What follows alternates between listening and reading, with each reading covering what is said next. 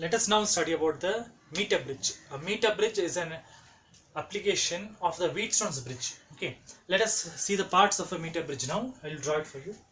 See here. So it consists of a thin, long wire, okay, of length 1 meter.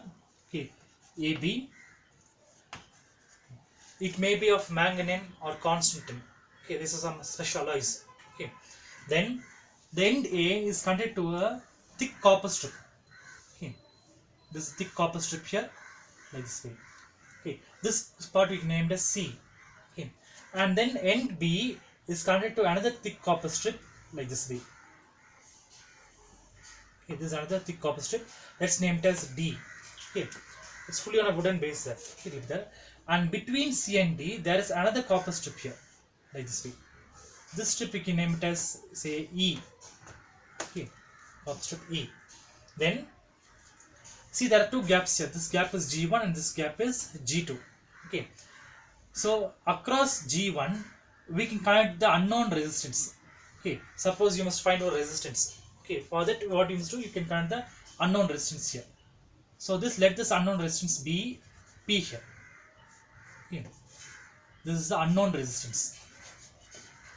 Unknown resistance. That means we don't know it. What is it?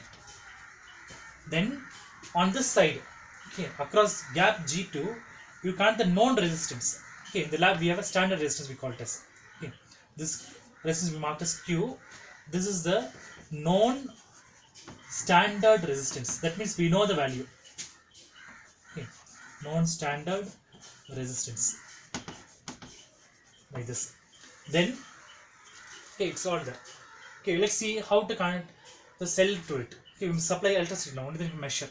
So for that you take a wire from A, like this way, connect to a battery here, positive, negative, like this, and we can also include a cell key here. Okay, this is a key here to control this cell key. Okay, this cell has a EMF psi. Okay, connect to the end B, like this way. Then we have to keep a galvanometer now. Okay, Wheatstone bridge contains a galvanometer. So that one will keep a wire here, from here. You connect a galvanometer, that galvanometer marked as G, connect to high resistance here. Okay, HR. HR stands for the high resistance in series. Then connect to a piece of wire called as a jockey J. Okay, so like this way it is. Then here there is also meter scale also. Okay, there is a meter scale. Meter scale. Okay, this is a meter scale. It used to find the length. Okay, let's see how to do.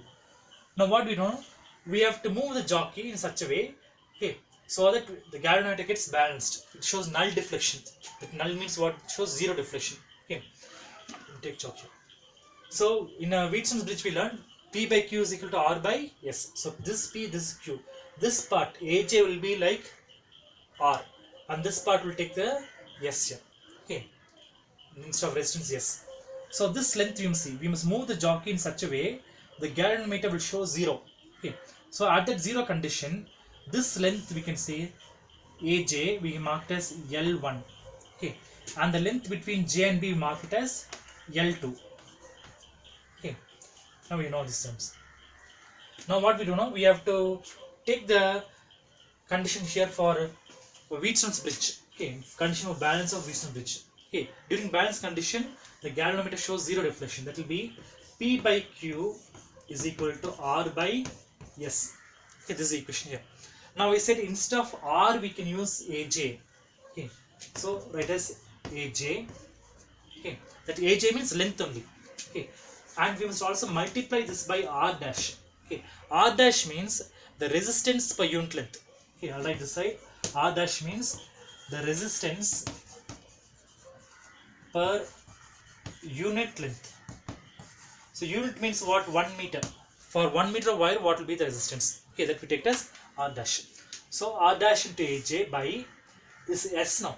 Instead of S, we can take this distance here.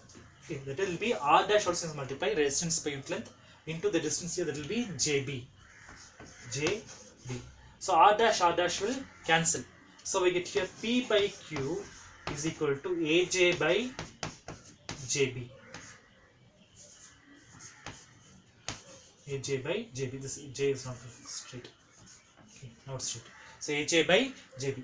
Now P by Q is equal to, instead of AJ, what we can write here, L1, length L1. Instead of JB, it's L2. Okay. Now we must find the unknown resistance only. P only must find. So cross multiply Q this side. So what we get is P is equal to Q into L1 by L2. Okay. This gives us the value for the unknown resistance. So in this, what happens? P is the unknown resistance. Okay. Q is the known resistance. Length L1, it's a balancing length, we say. Okay. Length, this is length L2. Length L1 this side and length L2. Okay. It's very simple only. So using this, we can find the value of the unknown resistance. Okay. But now you see, this wire is there now. Okay. AB wire. This wire is soldered here. Okay. Soldering means they melt liquid metal called as solder, and then they will stick here. Okay. And when soldering, it may not be properly soldered. So there means some end resistance. Okay. So what we do, after you take this reading, after you take one reading, we must interchange this. Okay. Q, you take the resistance Q and keep this side, and P you bring this side. So interchange P and Q like this way. Okay. Then you take the resistance to rectify the end resistance. Okay, I'll write this also. So interchange P and Q to avoid end resistance. Avoid end resistance. Okay, this is done. Okay.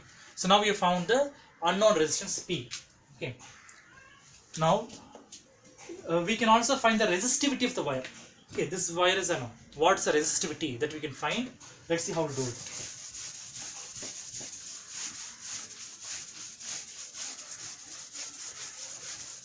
Okay. So meter bridge is used to find the resistivity also of the wire. Okay, let's see now how to find it. Okay, so this is the second part, nearly second case, to find resistivity of the wire. Resistivity of the wire. Okay. Let's see how to do that. Now we know the resistance formula. Okay, resistance R is equal to rho into L by A. This is the formula for resistance. Okay. Now what we do, cross multiply this A upwards and bring the L downwards here. Okay, so what we get is R into A by L is equal to rho. Okay, it's very easy to get the resistivity. Interchange it. Resistivity is equal to, rho is equal to R into A by L. Okay. So R, instead of R, what we do, we can substitute the known resistance now. Okay. So our unknown resistance now, that's P we can do. We found P now. So rho is equal to P into, now you take a wire here. I'll take a chalk. I'll show that. So when you take a wire, this end is like a circle. So it will have the area pi r square. Okay. So instead of area, we write as pi into r square. Write small r itself. That's the area. Okay, pi r square. Radius you can find using a screw gauge. Okay, so pi 22 by 7, you know, is the radius, and divided by length here. Okay, if you use this formula, we can find the resistivity also, okay, of the wire. So it's very easy to find the unknown resistance. That's a separate practical. We will be doing practicals there, and this is the resistivity. Okay, this is separate practical. Okay, so meter bridge is an application of the Wheaton's bridge. It's a very simple concept only. Okay, thank you for watching.